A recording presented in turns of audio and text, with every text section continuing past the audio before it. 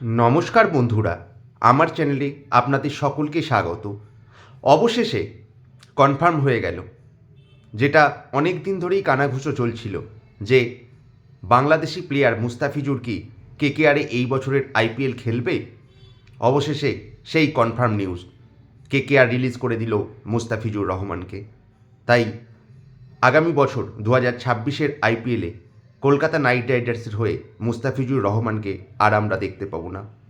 সকলেই হয়তো আমরা ভেবেছিলাম যে কেকেআর একটা খুব সুন্দর বোলিং লাইন আপ তৈরি করে নিয়েছে পাথিরানার ব্যাকআপ হিসাবে মুস্তাফিজুর রহমানকে। কেকেআর লাভাররা অনেক বেশি এক্সাইটেড ছিল, কিন্তু আবারও বলছি, এইবারের 2026 আইপিএলে মুস্তাফিজুরকে আর পাওয়া যাবে না।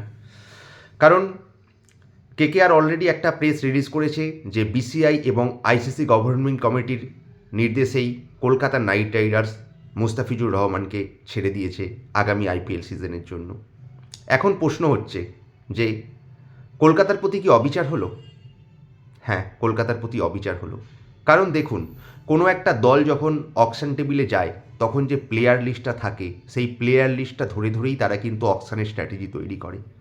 এখন কলকাতা প্রেমীরা প্রশ্ন করতেই পারে, কেকেআর লাভাররা, যে বিসিসিআই কেন তাহলে তখন বাংলাদেশি প্লেয়ারদের এই অকশন টেবিলের জন্য অ্যাভেলেবেল করলো।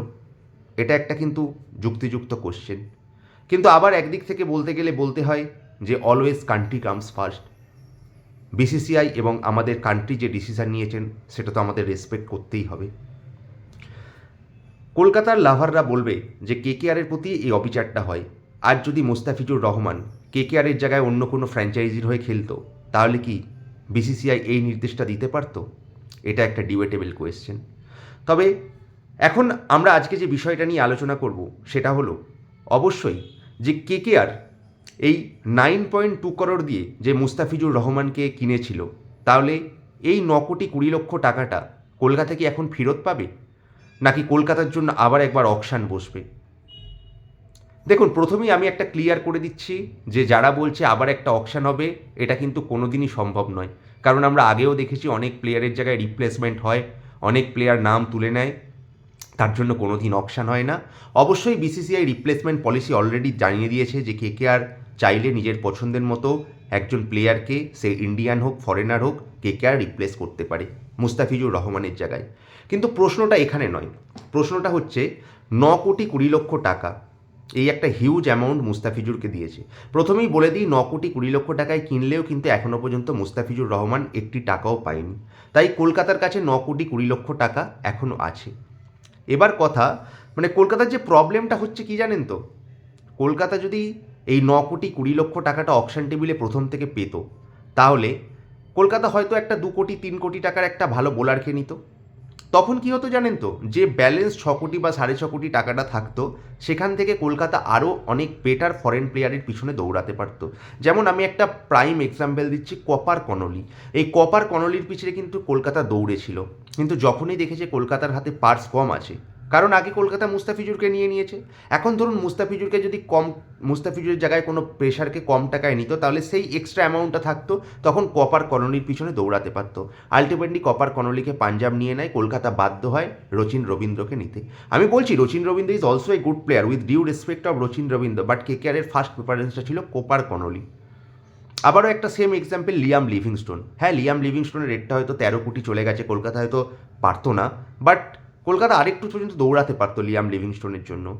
এখন ব্যাপারটা হচ্ছে কেকেআর যে কোনো প্লেয়ারকে একজন নিতে পারে মুস্তাফিজুরের জায়গায়, কারণ মুস্তাফিজুরের প্রাইসটা যখন 9 কোটি, এই 9,20,00,000 টাকার মধ্যে কলকাতা যে কোনো প্লেয়ারকে নিতে পারে। এবার যদি কলকাতা 5 কোটি টাকা দিয়ে ধরুন একটা প্লেয়ারের সঙ্গে পার্সোনাল কন্ট্যাক্ট করে প্লেয়ারটাকে নিল, তখন এই 5 কোটি টাকাটা প্লেয়ারটাকে দেয়া হলো। পরের বছর যদি রিটেন করে কলকাতা সেই প্লেয়ারটাকে, তাহলে 9,20,00,000 থেকে 5 কোটি বা 6 কোটি টাকা যাকেই ধরুন, 6 কোটিতে ধরুন নিল, তাহলে 3,20,00,000 টাকাটা কলকাতার পার্সে অ্যাড হয়ে যাবে পরের নিলামের জন্য। আর যদি হচ্ছে যে কলকাতা সেই প্লেয়ারটাকে পরের অকশনের জন্য ছেড়ে দেয়, তাহলে পুরো 9,20,00,000 টাকাটাই অ্যাড হয়ে যাবে। বাট যতই এই প্লাস মাইনাস অ্যাড হয়, কিন্তু একটা কলকাতার জন্য বিশাল বড় ধাক্কা হয়ে গেল মুস্তাফিজুর রহমানের না থাকাটা।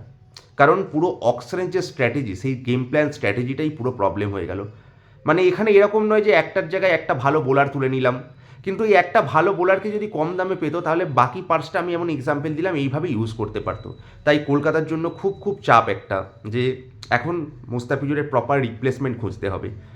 দেখুন এখন সময় অনেকটা আছে, এখনও প্রায় 2 মাস 2.5 মাস মতো বাকি আছে আইপিএল, অনেকটা সময় আছে, তাড়াহুড়ো করার কিছু ডিসিশন নেই। এখন তো কেকেআরকে রিপ্লেসমেন্ট প্লেয়ার নিতেই হবে। তো রিপ্লেসমেন্ট কাকে নেবে?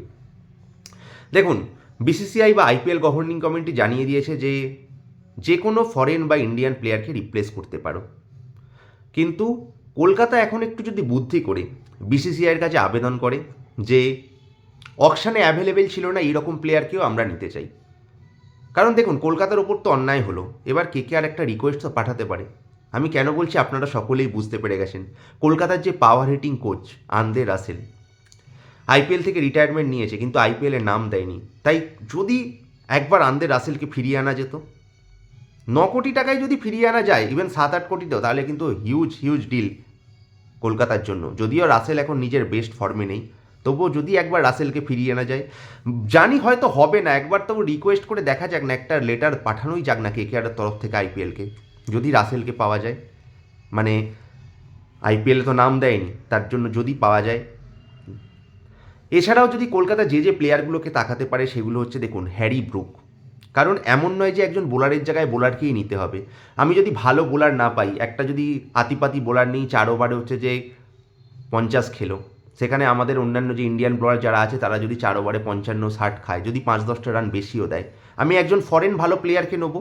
কারণ আমাদের মিডিল অর্ডারটা হয়তো একটু উইক দেখাচ্ছে, ক্যামেরন গ্রিন আছে হয়তো টপ 3-তে খেলবে, যদি মিডিল অর্ডারে আমরা হ্যারি ব্রুকের মতো প্লেয়ারকে নিয়ে আসতে পারি, 7-8 কোটি দিলে হ্যারি ব্রুকও চলে আসবে কিন্তু স্ট্রেটে ওয়ে, তাহলে হ্যারি ব্রুককে আমরা খেলাতে পারি। হ্যারি ব্রুক একজন ভালো পছন্দ হবে। তাহলে কলকাতার ব্যাটিং লাইন আপটা ক্যামেরন গ্রিন, আংগ্রিস রঘুবংশী, অজিঙ্কে রাহানে এবং হ্যারি ব্রুক, রিঙ্কু সিং, রামনদীপ, খুব সুন্দর একটা ব্যাটিং লাইন আপ তৈরি হবে। সেক্ষেত্রে হ্যারি ব্রুকের মতো প্লেয়ারের পিছনে কলকাতা দৌড়াতে পারে। এছাড়া জেমি স্মিথের কথাও আলাদা করে বলতে হবে। দেখুন জেমি স্মিথকে ইংল্যান্ডের যে T20 ওয়ার্ল্ড কাপের জন্য দল ঘোষণা হয়েছে সেখানেও নেয়নি, কারণ জেমি স্মিথ হয়তো এখনও রেডি প্রোডাক্ট নয়, একটু র প্লেয়ার, এখনও হয়তো মানে এন্ড প্রোডাক্ট নয়, আন্ডার কুকড যেটাকে বলে মানে ক্রিকেটীয় ভাষায়, এখনও হচ্ছে যে প্রপার কুকড হয়নি। তাই জন্য হয়তো জেমি স্মিথকে এখনও হয়তো ফ্র্যাঞ্চাইজিরা পছন্দ করছে না। আগামী দিনে একজন অত্যন্ত ট্যালেন্টেড এবং অত্যন্ত একজন সুপারস্টার প্লেয়ার হতে চলেছে জেমি স্মিথ। তাই এই ধরনের প্লেয়ারগুলোর পিছনে কলকাতা দৌড়াতে পারে। এই নিয়ে আমার ডিটেল ভিডিও আসবে যে মুস্তাফিজুরের রিপ্লেসমেন্টে কাদের কাদের কলকাতা চয়েস করছে। তবে এখন তাড়াহুড়োর কিছু ব্যাপার নয়, আগামী বিশ্বকাপে হয়তো যে ভালো পারফরমেন্স করবে তার উপর কলকাতা হয়তো নজর রাখবে, কারণ এখন তো অফিসিয়ালি হয়ে গেল মুস্তাফিজুর রিলিজ হয়ে গেছে। কলকাতাকে অবশ্যই একজন ভালো প্লেয়ার তুলতে হবে। পুরো অকশন স্ট্র্যাটেজিটা একটু চাপাট হয়েছে, কিন্তু এখনও ভেঙে পড়ার মতো কিছু নেই। মাথিসা পাথিরানা আছে। যদি আমি যেটা বললাম রাসেলকে ফিরিয়ে আনার সপক্ষে যদি আপনারা থাকেন তো একটু কমেন্ট করে জানান। হয়তো হবে না, তবু একবার আমরা সকলে মিলে যদি মানে আমার এই ভিডিওটা যদি পৌঁছে যায় কেকেআর ম্যানেজমেন্টের কাছে, যদি আমার বন্ধুরা বেশি বেশি করে কমেন্ট করে জানান যে রাসেল চাই রাসেল চাই, তাহলে হয়তো কেকেআর বিসিসিআইয়ের কাছে রিকোয়েস্টটা পাঠাতে পারে। তাই আমি চাই বন্ধুরা একটু আপনারা বেশি বেশি করে এই ভিডিওটাতে কমেন্ট করুন যে রাসেলকে ফেরানোর পক্ষে। তো দেখা যাক কী হয়। তো আজকের ভিডিওটা যদি বন্ধুরা ভালো লেগে থাকে অবশ্যই একটু ভিডিওটা লাইক করে দেবেন। চ্যানেলে প্রথমবার এলে চ্যানেলটিকে সাবস্ক্রাইব করে পাশে থাকা বেল আইকনটা প্রেস করবেন। আর এতক্ষণ ভিডিওটা দেখছেন যখন একটু লাইক বাটনটা ক্লিক করে দেবেন। অসংখ্য অসংখ্য ভালোবাসা ভিডিওতে ভালোবাসা দেওয়ার জন্য। তো আজকের মতো এটুকুই, দেখা হচ্ছে পরের কোনো ভিডিওতে বা লাইভ অনুষ্ঠানে। ধন্যবাদ, নমস্কার।